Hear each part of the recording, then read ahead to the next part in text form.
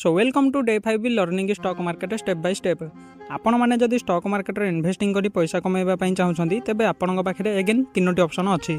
First is equity investing बा stock investing. For example आपण मैंने जदि HDFC Tata Motors Reliance stock रे इन्वेस्ट करछंती फ्यूचर रे जदि स्टॉक प्राइस इंक्रीज हुए तेबे आपनकर प्रॉफिट हुए एवं स्टॉक प्राइस जदि डिक्रीज हुए तेबे आपनकर लॉस होई थाए।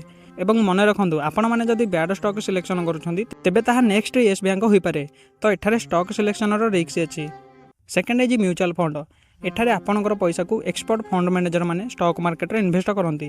धरतु आपण प्रति मास 500 टंका लेखाएं इन्वेस्ट कले से पैसा को फंड मैनेजर माने अलग अलग कंपनी रे इन्वेस्ट करती। जेतेबेले स्टॉक मार्केट ग्रो करे सेतेबेले आपणकर पैसा मध्य ग्रो हुए। तो या पावर ऑफ कंपाउंडिंग कहा जाए। एंड लास्ट एवं सबठारु सस्ता होची ईटीएफ इन्वेस्टिंग।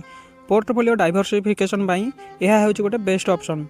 यह स्टॉक पर एक्सचेंज रे ट्रेड हुए माने आपण जेतेबेले चाहिए सेतेबेले एही ईटीएफ रे बाइंग सेलिंग करि परिबे। तो ये थिला इन्वेस्टिंग रो से तीनोटी ऑप्शन।